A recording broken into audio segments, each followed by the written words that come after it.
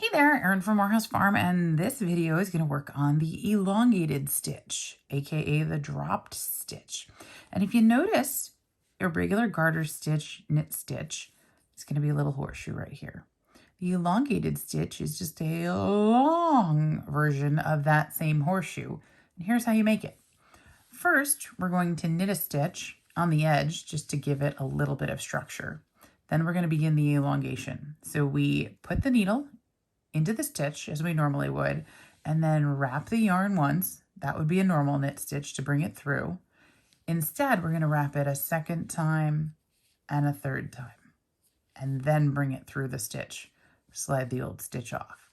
So needle into the stitch, 1, 2, 3. Now notice the yarn wants to wrap around the taper rather than the shaft. Make sure you pull it down onto the shaft so that it is the same size as the previous one and that it's consistent. Into the hole, 1, 2, 3, and knit. If you are a picker, it looks like this. 1, 2, 3, knit. 1 would be that. 1, 2, 3, knit.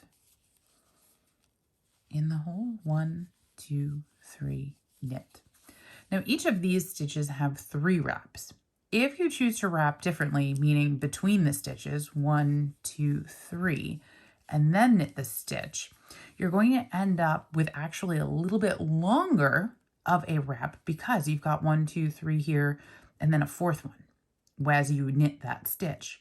Either way is fine, it's just going to land you with a different length. So be consistent across the entire stitches for the entire row, no matter how you want to do it. 1, 2, 3, wrap.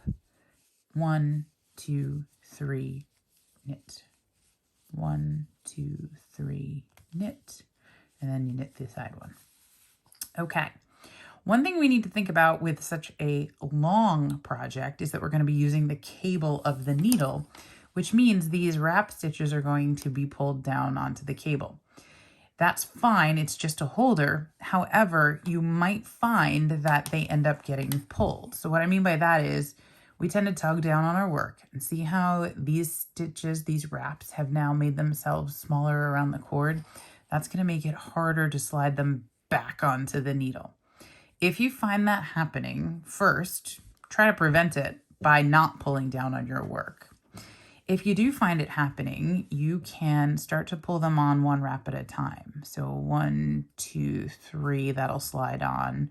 You can do all 3 at once if they will, and they might not. So you might need to slide those down, do 1, 2, 3, and you're just easing the slack, which was around the needle shaft, which has now been drawn out into the lower part of this stitch, back into the wraps. And see how that lengthens, now that one lengthens, now that one lengthens enough just to get it back on the needle. That's what you're after. So you might want to knit this section on long straight needles. That'll avoid this issue in the first place.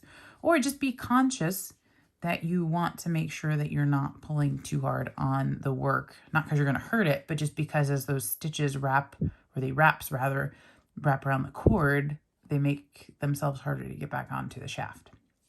Okay, so we've done the wrap. Now we need to do the next row, which is going to involve just plain knitting. So knit the edge stitch. Now we've got these 3 wraps. We're going to knit it as if it's 1 stitch, drop all 3 wraps off. Yes, it's squiggly and squirrely. Don't worry about it. Knit. Knit, they all come off. Knit. They all come off. Now we're going to pick, knit all 3 off. Make sure you get it all. And it doesn't matter if it's falling up behind the needle or squiggled down below. Doesn't matter. Knit off. Make sure it's off all the way. Knit the next one off. Next one off. Next one off. Next one off. And now we'll want to give it a gentle tug. There we go. There's our elongated stitch. Happy knitting from Morehouse.